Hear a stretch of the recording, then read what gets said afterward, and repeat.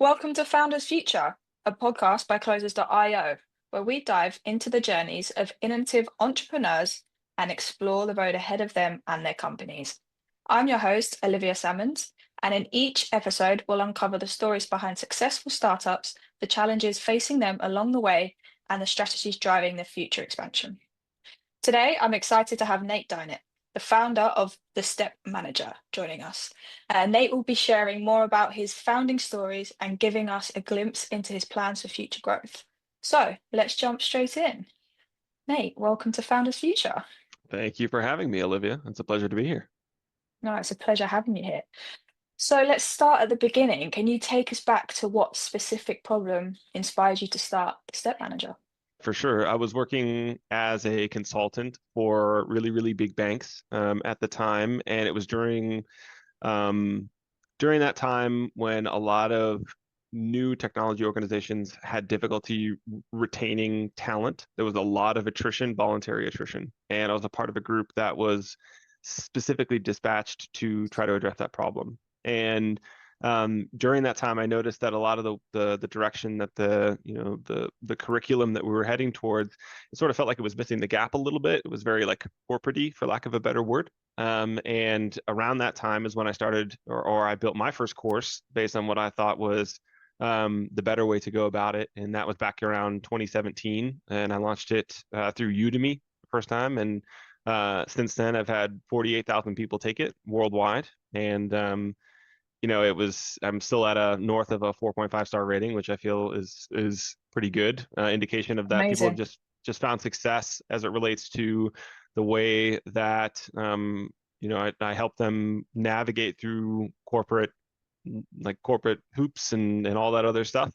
So started out with just like people had a lot of managers have a particularly bad time of being able to retain their talent, and it is a management problem. So originally, I started focusing on the managers, but there's also the other side of the equation, the individual contributors. A lot of silent contributors do a lot of intangible work in corporate America, and unfortunately, just don't have the natural like. It feels awkward for them to come to the equation and say, "Hey, I want more money," or "Hey, I want a promotion." It's not an easy thing to have. So it started all in that area of both the manager having to or not knowing how to manage their teams correctly, and the individual contributor of how to advocate for yourself in a meaningful and a successful way. Yeah, 100%. I feel like maybe everyone in their life and everyone listening can probably empathize and put themselves in that position of either being a manager and not know how to control what's going on, or being in a position where you feel like your manager doesn't really understand you and know what's going on.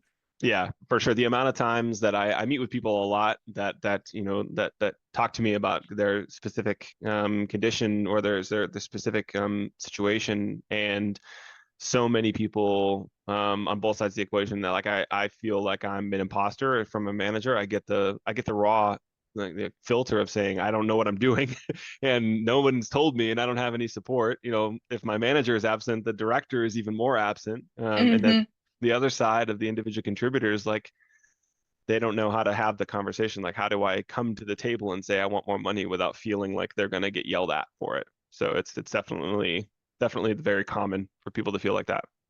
Yeah, 100%. Now, for the listeners, everyone that's paying attention, walk us through the evaluation. How has what you sell and who you sell to changed since you started? Yeah, it started originally at mass scale. So I started doing the courses, right? And then that was going, or it's still like a main driver for my business is doing the programs and program materials and course materials. I switched it away from Udemy because Udemy is not a scalable platform for you as an entrepreneur. They take 50% of your profits right away. Wow, And okay. and they don't give you access to your email. So if anybody's considering like the ramifications of either doing a course platform on one side of the equation of like either having it yourself or doing it through another offer, the one that I chose was pretty significantly impactful to my business at the start. It was easy at the start, and it was where a lot of traffic was at the start, so it was great for that. But the other side of the equation is that I didn't have a lot of agency behind it. So I switched that all to my own platform now. I have a great team around me that helps me build that out. So it's gone through outside of the courses. So that's still a thing. We still do that a lot, and they're very enriched. There's a lot of materials. There's a lot of practice. There's a lot of really personalized adaptation. We're getting really interestingly dirty with AI, and how we can get to personalization now on courses, and like specifically pointing like, hey, based on your personality, this is where you should start. That's kind of like the next generation. But about 18 months ago, I started targeting managers. And from a business perspective, it was an interesting dynamic because there was a lot of interest, but almost always it disrupted my funnel in the sense that conversations I was having with the managers was that, hey, we can have a really good conversation. I can help you get certified. And that was a trigger word to say, oh, I need to go talk to my line manager, their line manager. Yeah. And that like made my long tail of the close cycle very, very long. So I had to pivot to working with individual contributors very actively. And that's where I'm focusing on now is the individual contributors and helping them get promoted through the promotion accelerator, or the promotion accelerator program is what is like a main focus right now. Okay, cool. So you've had to pivot quite a few times, like early on in the build up, as you say, in terms of your outreach, who you're Definitely. connecting with. It's a lot of learning Definitely. curves going through. Yeah. Um, I mean, in terms of that, so you say now you're working with individuals. Are these people that are currently placed within employment and looking to move on from there, or are they looking to balance their own and kind of just get certified so they have that certificate behind them? Yeah, so the individual contributor, the promotion accelerator program is designed for the individuals that have a job currently and that are looking to either get promoted or get a salary increase. And Okay. that in itself is a really interesting market for me because one, I love to help people get to where I think they deserve. I think overall, I'm on a like pseudo mission to get people paid more, like the full stop. Like if I had to quantify it into one thing, that would be it. Both managers and individual contributors, anybody in that like son down from executive layer, everybody should be paid more, full stop. Um, and that's what I want for everybody that I talk to. And so a lot of the people that I talk to now are employed. They're usually a senior contributor and they've been at their role for a while, but they don't really know what's next. And it's not clear to them because corporate career ladders are not as defined as they used to be anymore. Something like I can't remember if it's 33% or 53%, but it's one of the 2% of jobs that just don't have corporate, like they don't have ladders anymore. It's just Hmm. you are coming in and you're joining a team and you're doing a function until indefinitely. And the manager above you is not trained or equipped at all to be able to help guide you through the organization. So organizational growth is often put on the responsibility of the individual contributor, which is where I come in to say, hey, Yeah. where do you want to go? And so a lot of my program starts actually not on, this is what you're worth or these are your strengths or here's how to negotiate. It's more of what does fulfillment look like for you? And then we can pivot your career to help get to that point. So that's a lot of the current customers that I work with now, and they are focused on either staying at their current organization and developing within it, or a lot of times I help people pivot out of their organization and actually go after what they should be. And a lot of times people are like 20 to $50,000 off of what they should be asking for their new role. So help build the confidence to get them into that next step. Yeah, I love it. I mean, it's almost as if they need to like know their worth. That kind of Yes. what the Yeah, words that are coming to mind. exactly. Yeah, Yep. and get to where they need to be and have that confidence behind them. Yep. So, you mentioned you pivot slightly from how you acquire customers. What channels and methods have you found most effective at the moment? Um, yeah, so I do a lot of personalized outreach on major like social network platforms. I do a lot of that outreach on like my LinkedIn account. I do a lot of Hmm. connection there. I have some support there to help make that process as personalized but as scalable as possible on my end. But then I also have a fairly decent email list. I've been relatively successful in translating that over from my course takers to my just my own list. So I do a lot of outreach to my current customers to help making sure that I'm reacting to what their needs are currently, and I'm constantly coming out with new materials. And then I do have an organic social media. I have an okay TikTok and LinkedIn following. It's not anything to like write home about, but I have a decent amount of organic posts that I talk about everything, and that gives some awareness for me. But yeah, I do a lot of that. I do a lot of the scaled outreach, and then I'm just about to launch a totally new ad campaign either later this week or early next for a new offering within the promotion accelerator. Awesome. I mean, it sounds like you're doing a lot to reach all these people. You mentioned a team. Are you doing most of this work behind you and then moving that through to the sales process and the coaching? Yes, for now. I do have a team. I have a couple of different folks that are based in the Philippines that are helping me from Nice. like an administrative perspective. I have a lot of that. I do have a really, really strong technical background. Like I come from a technology consulting background, so I have a Oh, strong amazing. network of folks that are in my sort of like inner circle that I come to and say, hey, can you come in and help me build this out or do that or do this? And so I have a good network or a good team around me. And as I'm looking at the summer, what scale looks like for me is actually building out a sales team and really kind of I've been at this level for the last 18 months doing the premier clients is what I'm referring to now with the one-on-one dynamic and being able to scale it out. I don't think I will ever want to not be the one person coaching. I don't want to have like assistant or junior coaches or other people. I think it's really important for me to be involved in the conversation. But I think the next logical step would be to have somebody that handles more of the sales side of the equation, which is where I'm coming in, or that's where I'm focusing on scaling the team next.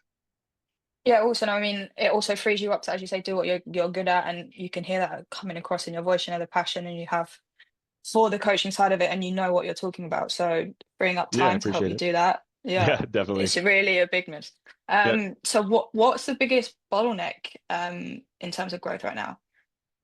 I think it's always time. It's always there's always a challenge around time for me because I have a lot of disks spinning at once. But I think that's the main thing. But I've been able to efficiently sort of balance my calendar in a way that I'm able to dedicate time and focus against the initiatives that are going to help me get to the next level.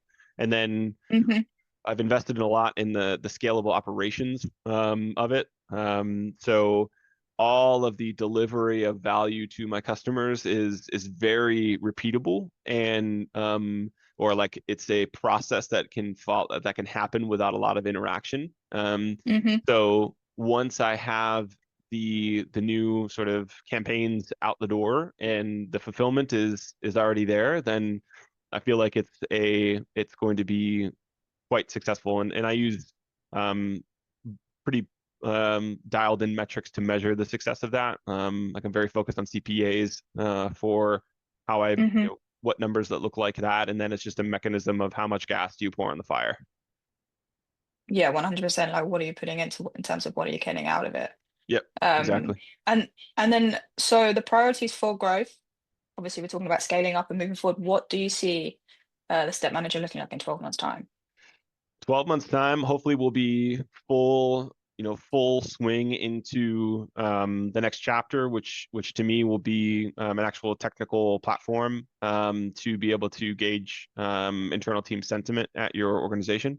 So Nice. originally this started, or when I kind of the step manager, I wanted it to be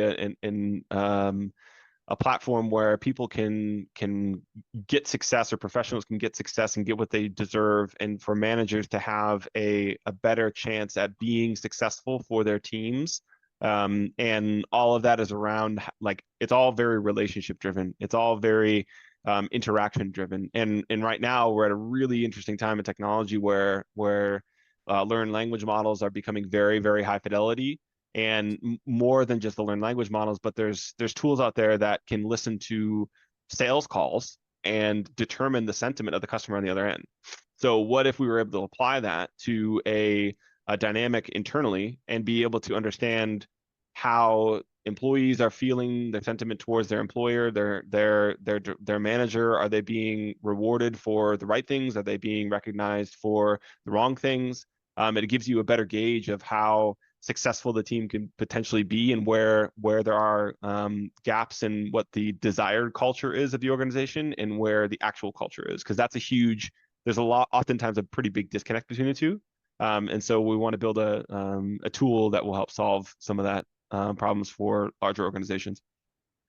Awesome. And I'm assuming the tool is going to be based around AI Yep, moving forward. always, Yep. Moving always. forward with that. Amazing. And as the industry grows within the coaching and consultancy and all that good stuff, how do you see yourself positioned for that in the future? Yeah, I mean, I think it's all proof is in the pudding. All of this is like pay, like earn our chance. So Mm. our CPAs have to be where they need to be.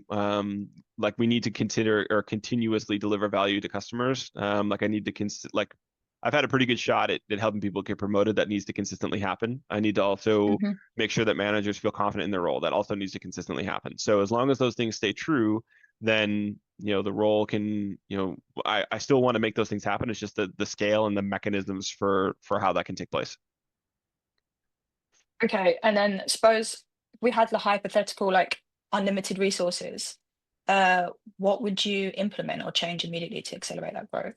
Oh man, I would lobby a lot of people to have there would be a lot of lobbying around pay and like promotion, just awareness campaigns on like, hey, you deserve more, you should be asking for more, like this is Love what it. it Love is.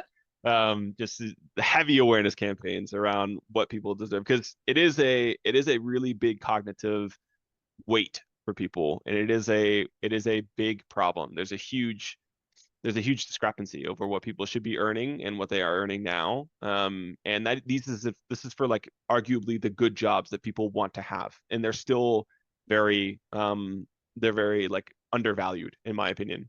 So I think it would be that, and then I would get faster at being able to invest in some of the technologies to build out the platform to make it more accessible to more people. So it would be a lot of the like scaling it out as far and as wide as I can for the purpose of helping people get faster promotions, faster raises. Yeah, absolutely love that. And I mean, I suppose raising the awareness that people are in the wrong position and not the wrong position, but they're not getting rewarded for the position and the work they're doing. I do feel that is a big movement happening at the moment, especially with the rise in the economy and everything that's going on that Yep. side of things.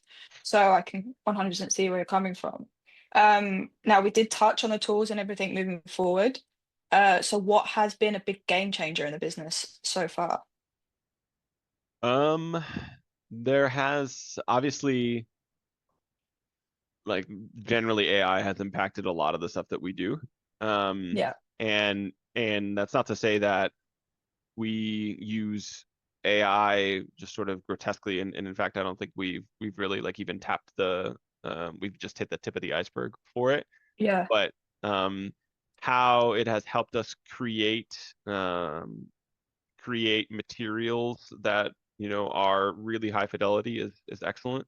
Um, but also, game changer for us is like going almost back to the basics of let's focus on some really funny hooks. Let's focus on some really different, or like I don't know about you, but almost everything that we see all day is an ad. Everything that we see yeah, constantly is an ad. So it's that those that figure out how to get through that without being like without costing or spending a lot of money or being so ridiculous that you lose your brand, that is those that win, because there's so much, like all of that is commoditized now. So all of that, yeah, like the technical skill set to be able to advertise like that is all commoditized. So we went back to the basics of what we like, staying true to what we found entertaining, what we found funny, and what we found informative, and that's really where that's been the game changer really for us. Instead of trying to shift to the standard conventions of just saying, you know what, there's so much of that available now. Let's go back to what your personality is. And in reality, the um I think that's very true to how I coach for people that are trying to get a promotion. Like, go to what is natural. We start with your strengths. We start with your personality. It's not anything that's like there's not a blueprint to being like the corporate rock star. It's all based on your personality and how you're positioned internally and how we can make sure that it's capitalized against you in that way. So that's very true to what has been a game changer for us is sort of getting back to like what are the basics and what we hold true.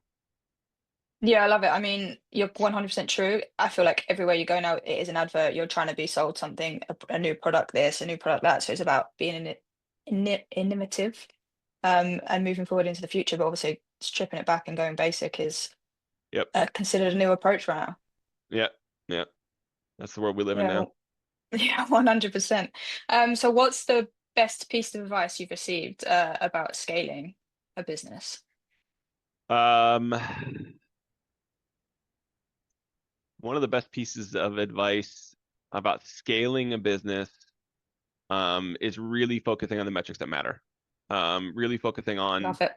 like everyone talks about top line revenue, drive revenue, drive revenue, drive revenue. But if no one's looking at bottom line, then your revenue is out the door, it's through the roof, but you're Hmm. taking home nothing. Like which is like that's fine. That's a game to be played. You can get a lot of investment for that. Like you look at the Pelotons, look at some of like the restaurants that are publicly owned companies. A lot of them have a huge amount of revenue, but Yeah. their bottom lines are terrible. They're negative. But if you are a solo entrepreneur, a lot of times you're a self startup. A lot of times this is money coming out of your pocket. So how are you like you need to be very, very aware of what it costs to acquire a customer. And if you can optimize that, and if what it costs you to optimize or get a customer is $1 less than the profit that you're making, you can scale. So that's the best advice. Awesome. And then as a final note, what advice would you give to a founder that's looking to start their journey? Don't quit. Keep Okay. going. It takes a lot. Love Like it. there's a quote that I always reference is those who fear being conquered are sure of defeat, which is a modernized version of the Napoleon Bonaparte's he who fears being conquered is sure of defeat. So if you're going into it thinking that you're gonna fail, you've already lost. So and it takes a lot. It takes a lot to consistently get punched in the face over and over and over again and fail over and over and over again, especially like the amount of work that it takes to get something out the door and then it's like oh man that was a big fail. um Keep going, pick up, go Yeah, after it again. resilience is key in that one. And I love Yep. it. I mean, you can hear in your voice the amount of resilience you have. And as you say, just putting yourself out there is challenge number one. So once you conquer that one, Yep, that's it. we're there for the win. Rest is history. Well, the rest is history. And that is a wrap on another inspiring episode of Founders Future.